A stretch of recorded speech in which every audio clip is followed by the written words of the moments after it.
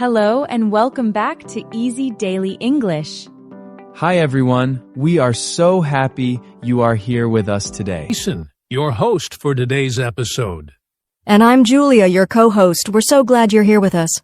In this episode, we're diving into a topic that's super important but often overlooked: how to master small talk in English. That's right, Jason. Small talk might seem, small, but it's actually a big part of daily conversations. Whether you're chatting with coworkers, meeting someone new, or even just talking to your neighbors, small talk helps you connect with people and build relationships. Exactly, Julia. And for English learners, small talk is a fantastic way to practice speaking naturally and confidently. But we know it can feel tricky sometimes. What do you say? How do you keep the conversation going? No worries, we're here to guide you step by step. Today we'll share tips, examples, and even a fun role play to help you become a small talk pro in English. So grab a notebook, get comfortable, and let's get started. All right, Julia, let's start with the big question. Why is small talk so important? Some people might think it's just meaningless chatter, but that's not true at all, is it? Not at all, Jason. Small talk is actually the foundation of most social interactions. It helps you break the ice and create a connection with someone, whether it's a stranger, a colleague, or even a friend you haven't seen in a while. Exactly. And for English learners, it's especially valuable. Small talk gives you a chance to practice speaking in a low-pressure setting. Plus, it's a way to show that you're friendly and open to conversation. Yes, and it's also a skill that comes in handy in so many situations. Think about it. You're at a party, starting a new job, or even waiting in line at a coffee shop. Small talk can make those moments less awkward and more enjoyable. Absolutely. It's not just about filling the silence. Small talk can open the door to deeper conversations and stronger relationships. And don't forget, small talk is a universal skill. It's not just about learning English. It's about understanding social cues and building your confidence in interacting with others. Well said, Julia. So, whether you're learning English for work, travel, or just everyday life, mastering small talk is a step toward becoming more confident and fluent. And the best part? Small talk topics are simple and universal. We'll get into those in the next section, so stay tuned. Now that we know why small talk is important, let's dive into some common topics. Julia, what's your go-to topic when starting a casual conversation? Well, Jason, you can never go wrong with the weather. It's simple, universal, and everyone has something to say about it. For example, "It's such a sunny day today." Or, "Wow, it's really cold out, isn't it?" True, the weather is a classic, and it works anywhere in the world. Another great topic is hobbies. Asking someone, "What do you like to do in your free time?" can lead to some interesting and personal conversations. Absolutely. People love talking about their interests, and if you share a hobby, it can really help you connect. Another easy topic is travel. You can ask, "Have you been anywhere exciting recently?" Or, "Do you have any plans for a holiday?" That's a good one, Julia. Travel stories are always fun to share. Another safe choice is talking about work or studies. For example, "What do you do for work?" Or, "Are you a student?" These questions are polite and show genuine interest in the other person. And don't forget about current events. Just keep it light and neutral. For instance, "Did you hear about the new movie coming out?" Or, "Have you seen the latest sports match?" These topics are great because they keep the conversation casual. Exactly. And here's a tip. Steer clear of controversial topics like politics, religion, or anything too personal, especially when you're just getting to know someone. That's a great point. You want to keep the conversation positive and enjoyable. Remember, the goal of small talk is to make the other person feel comfortable and engaged. So to recap, good small talk topics include the weather, hobbies, travel, work, or studies, and light current events. And now that we've covered what to talk about, let's move on to how to actually start a conversation. Yes, starting a conversation can feel tricky, but don't worry, we'll break it down step by step in the next section. All right, Julia, we've talked about why small talk is important and some common topics.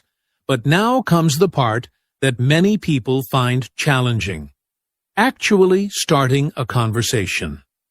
Where should we begin? Great question, Jason. Starting a conversation doesn't have to be scary. The key is to keep it simple. One of the easiest ways to start is with a greeting. Something like, "Hi, how are you?" or "Good morning" sets a friendly tone. Absolutely. Greetings are universal and polite. And after the greeting, you can follow up with a simple comment or question. For example, "It's such a nice day today, isn't it?" Or, "I noticed your laptop sticker. Are you into coding?" That's a great tip, Jason. Observing your surroundings can give you plenty of ideas. If you're at a cafe, you could say, "This place has great coffee. Have you been here before?" If you're at an event, you might ask, "How are you enjoying the event so far?" Exactly. Context is your best friend. Another effective approach is to use compliments. For instance, "I really like your jacket. Where did you get it?" Or, "That's a great book you're reading. What's it about?" Compliments are a great icebreaker because they make people feel good. Yes, compliments work wonders. And here's a tip. Make sure your tone is genuine. People can tell when you're not being sincere. Another way to start a conversation is to ask for help or advice. For example, "Do you know where the nearest bus stop is?" Or, "I'm trying to choose something from the menu. What's your favorite dish here?" That's brilliant, Julia. Asking for help not only starts a conversation, but also shows that you trust the other person's opinion. It creates a nice, collaborative atmosphere. Another idea is to ask open-ended questions. Questions that can't be answered with just yes or no. For example, instead of asking, "Did you enjoy the movie?" you could ask, "What did you think of the movie?" This invites the person to share their thoughts. Good point, Julia. And here's something to remember. Your body language matters just as much as your words. Smile, make eye contact, and keep an open posture. These nonverbal cues show that you're approachable and interested in the conversation. Yes, a warm smile can make a huge difference. And don't forget about your tone of voice. Speak clearly and confidently, but don't rush. You want to sound relaxed and natural. Let's not forget the importance of practicing these skills. The more you practice starting conversations, the easier it gets. Try starting small, like greeting a cashier or saying hi to a coworker. Exactly. Start with low-pressure situations and work your way up. And don't worry if it feels awkward at first. That's completely normal. The important thing is to keep trying. So to recap, starting a conversation is all about keeping it simple. Use greetings, compliments, observations, or open-ended questions. Be mindful of your tone and body language, and don't be afraid to practice. Great summary, Jason. And don't forget, it's okay to make mistakes. Every conversation is a learning opportunity. Up next, we'll talk about how to keep the conversation going once you've started it. Stay with us, everyone. We'll be back after this quick break. Welcome back, everyone. Now that you know how to start a conversation, let's move on to the next challenge, keeping it going. Julia, why do conversations sometimes feel like they hit a dead end? That's a great question, Jason. One reason is that people often don't know how to respond in a way that encourages more discussion. For example, if someone says, "I love reading," and you just reply with, "Oh, that's nice," the conversation might stop there. Exactly. That's why it's important to show genuine interest and ask follow-up questions. Instead of just saying, "That's nice," you could ask, What kind of books do you like to read? Or, what's the best book you've read recently? Yes, follow-up questions are key. They show that you're listening and that you want to learn more about the other person.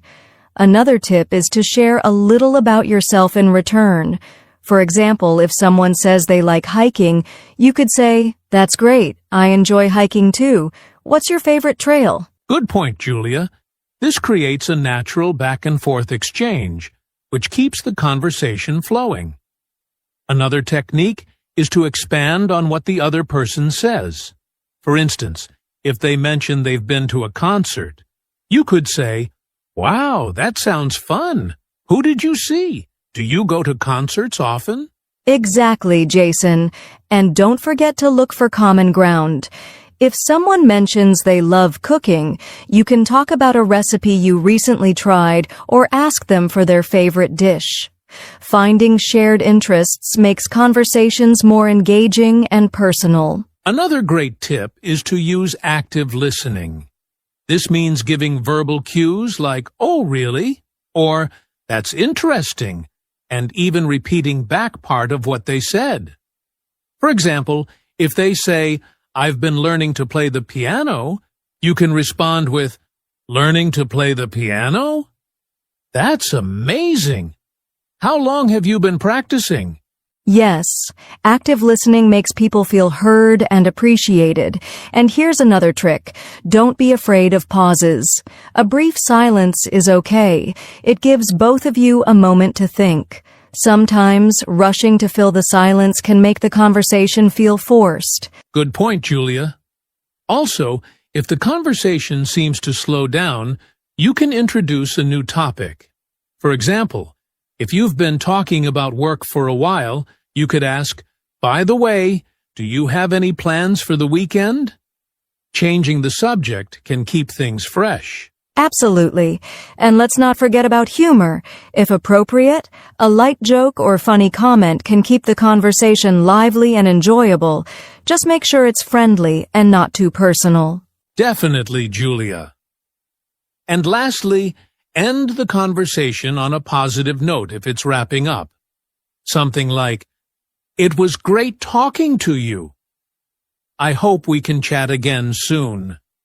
Leaving a good impression encourages future conversations.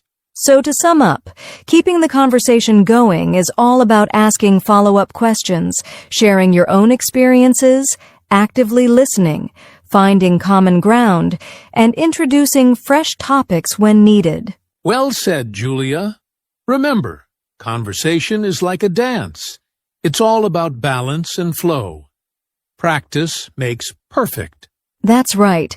And speaking of practice, in the next section, we'll do a quick role play to show you how small talk works in real life. Don't go anywhere. Welcome back, everyone. So far, we've covered starting conversations and keeping them going, but let's face it, sometimes things don't go as smoothly as planned. Julia, how do you handle those awkward moments when a conversation doesn't go the way you expect? Oh, Jason, we've all been there. Maybe there's an awkward silence or you say something that doesn't land the way you hoped. The first thing to remember is, don't panic. Awkward moments are normal and happen to everyone. That's so true, Julia. And here's a tip. Acknowledge the awkwardness with a smile or even a light joke. For example, if there's an uncomfortable pause, you could say, "Wow, I think we just broke the record for the longest silence." Humor can break the tension and make everyone feel more relaxed. I love that, Jason. And if you've said something that feels off, don't be afraid to apologize or clarify. For example, "Oh, I didn't mean it that way. What I meant to say was..." Being honest shows you care about the other person's feelings. Exactly. And if the conversation feels stuck, try changing the topic. You can say something like, "Anyway, I was meaning to ask, do you have any hobbies?" This shifts the focus and gives the conversation a fresh start. Great point. Another way to handle awkward moments is to ask a question. When in doubt, go back to being curious. For instance, I feel like I've been talking too much. What's your opinion on this? Questions show interest and help bring the other person back into the conversation. And here's another tip. Don't overthink the awkward moment. Sometimes we worry about it more than the other person does. Just keep things light and move forward. Most people won't even remember it later. That's so true, Jason. Confidence is key. If you stay calm and positive, you'll find that most awkward moments pass quickly.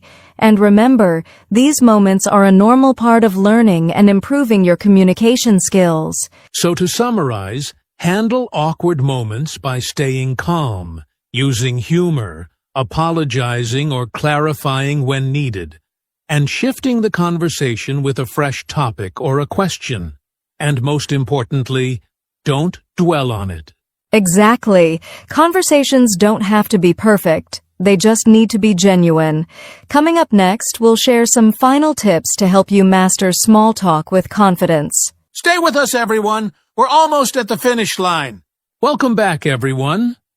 Now that we've discussed how to start conversations, keep them going, and handle awkward moments, let's talk about the final piece of the puzzle.